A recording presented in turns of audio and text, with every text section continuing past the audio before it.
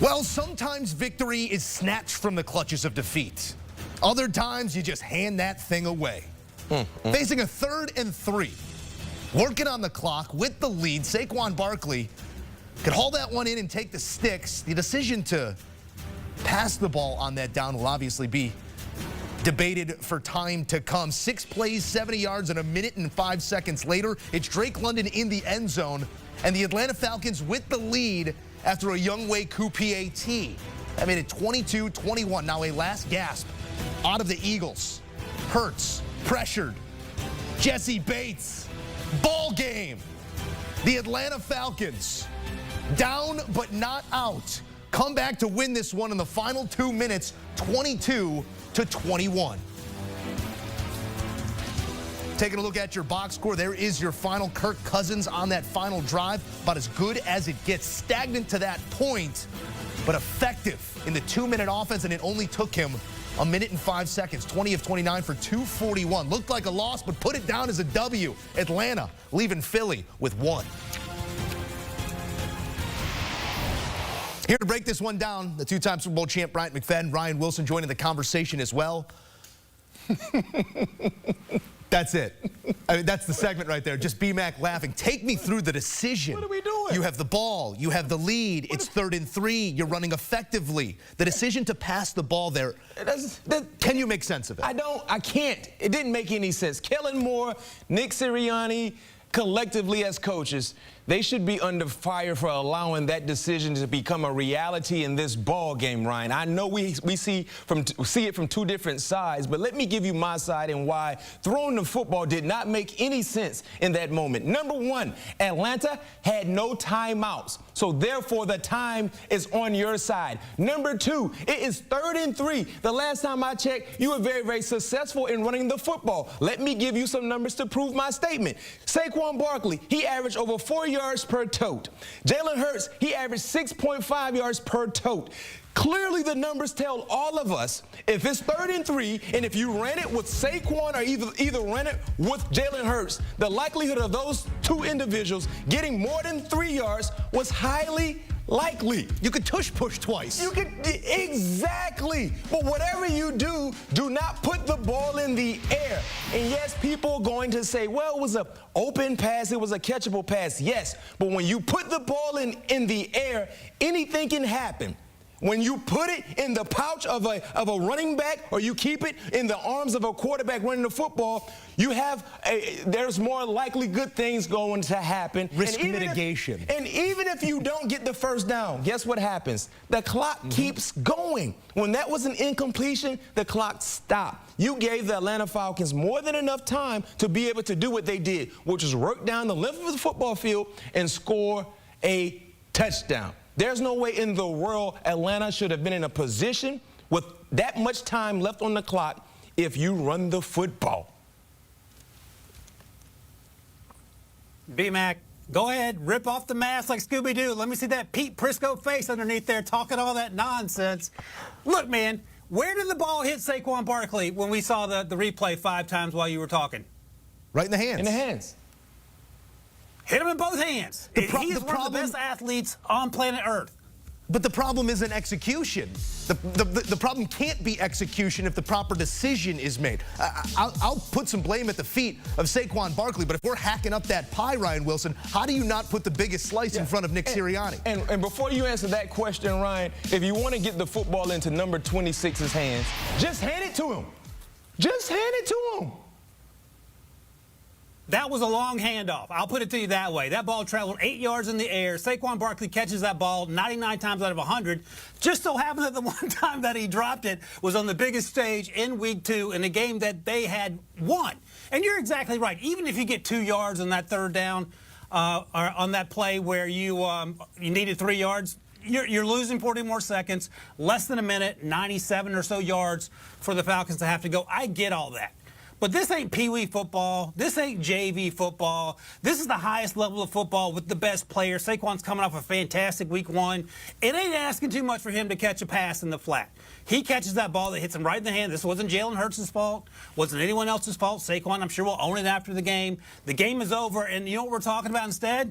All right, the Falcons ain't who we thought they were. Kirk Cousins still ain't healthy. Instead, we're having to have these conversations. Now, look, you're right, and I mentioned this before. Jeffrey Lurie don't mess around. You can win as many games as you want. He will still fire you. So Nick Sirianni was already on the hot seat. This is not helping his case. Defense no-showed, by the way, in that last drive for the Eagles as well. But, yeah, it starts with the play call. I don't have an issue with it. Clearly, B-Mac, you and Joe feel differently. End of the day, the Eagles still lost the football game for sure. And for me, I just think back to how I would be if I was a defender for the Falcons, right? In the huddle, knowing what was at stake and knowing the time that was against us, we would want you to throw the football because we would want you to be in a position where a incompletion could happen. And now we have an opportunity to be able to have more manageable time on the clock. We don't want you to run the football because even if we stop you, guess what? The time is going to keep clicking. And earlier in that sequence, we saw Nick Sirianni decline what was an encroachment penalty with that same thought in his mind, to keep that clock moving. You depart from that with this decision to put that ball in the air. Now, to your point, or I think more to the credit of Ryan's point here, if that ball is in the air, the element of unexpectedness is there for the defense. It was an open play because you're not expecting the pass. The exact same play-action pass that they executed on 1 or 2 drives prior, that long drive down the field where Saquon came up just short of the goal line. But again, 5 per pop on the night. You needed 3. And that's the thing I'm harping about. You guys have been running the football. They haven't stopped you all night. It's 3rd and 3. Why get cute and try to put the football in the air? Joe, how many times do I say this with you every week? Offensive coordinators are egocentric. Sometimes they want to do things the hard way. The easy way would have been they haven't stopped us all night. It's not 3rd and 5, 3rd and 6, Ryan. It's 3rd and 3. They haven't stopped us all night. Why are we going to put the football in harm's way? Yes, it was a very, very makeable play, but let's keep it. Let's just run it. Do it the old-fashioned, the most generic, the easier way than making things difficult. We will hopefully get an answer on that from Nick Sirianni later on in this hour here on HQ, but we do need to make our way down the football field because Kirk Cousins and that Atlanta offense still needed to put the ball in the paint. About as easy as it looked all season for Atlanta. What if that drive stood out to you? It wasn't prevent defense, but no pressure in the face of Kirk Cousins. 2 things happened. Number 1, we saw an aggressive style for Atlanta. Number 2, we saw a disappointing defense on the football field, right? They were on the sideline understanding and knowing the game is pretty much out of reach. The emotional drain of that. It was almost like they got punched in the gut.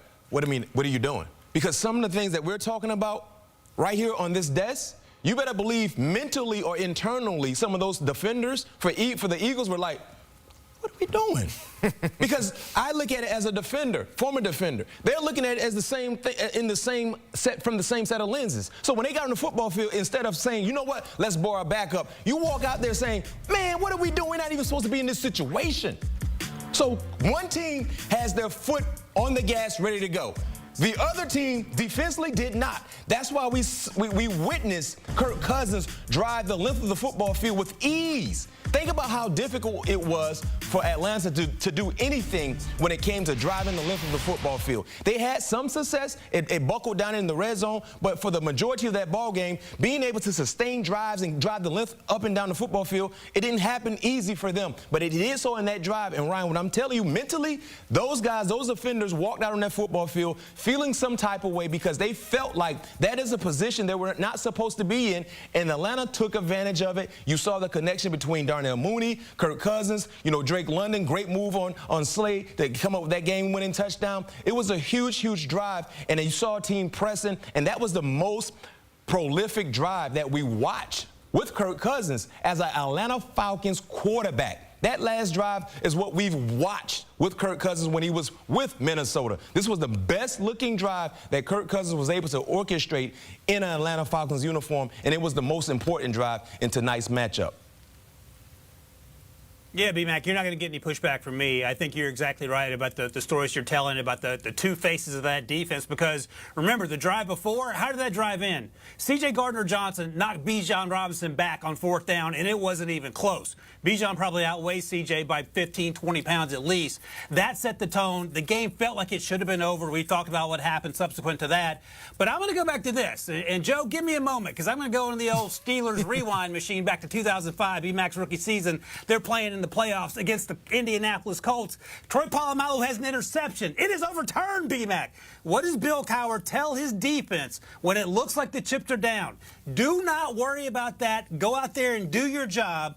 And, Joe, some rookie from Florida State, second-round pick, PBU in the end zone with Reggie Wayne to help them win that game. My point is this. Just because things aren't going the way you want them to go and you might be angry, you got to get over it. Because, B-Mac, if it's a five-star matchup, it's because you're in it. They were in it, and they didn't show up on that last drive. And to your point, that's a great point by Ryan, because going back to that moment with Coach Cowher, he was able to get us together on the sideline.